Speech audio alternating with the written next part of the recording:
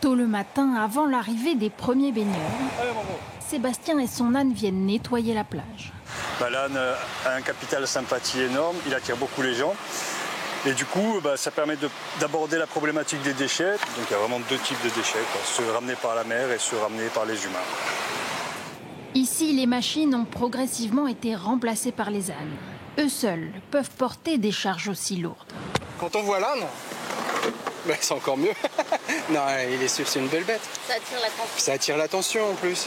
Non, c'est qu'ils aident surtout à porter tout ça, parce qu'il y en a tellement que vous seriez vous tout seul, il faut un énorme sac à dos. Jonathan, lui, s'est lancé dans l'élevage de vers de terre. Il y en a pas mal. Un animal qui n'a pas la cote, mais qui pourtant est essentiel pour la biodiversité. Si le goût des fruits et des légumes manque de saveur de nos jours, c'est parce qu'il n'y a plus de vers de terre dans les sols. Et il faut savoir que le rejet du ver de terre, ce qu'on appelle l'humus, est chargé en nutriments. Un ver de terre peut manger jusqu'à 2 fois son poids par jour en déchets. C'est pour cette raison que le responsable des cuisines de cet hôtel 4 étoiles a tout de suite été séduit.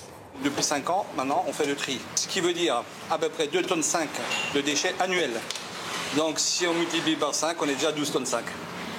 Ce qui représente quand même beaucoup de déchets, qui partaient avant dans les ordures ménagères classiques, À l'autre bout de la Corse, c'est aussi l'heure du petit déjeuner pour Martine et Marguerite. Au menu, les déchets du quartier.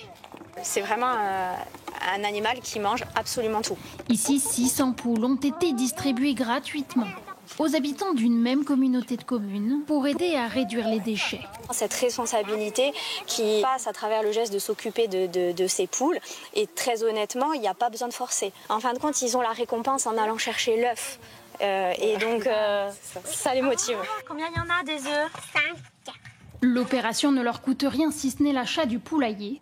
À chacun son animal, pourvu que la solution soit écologique et qu'elle plaise, aux petits comme aux grands.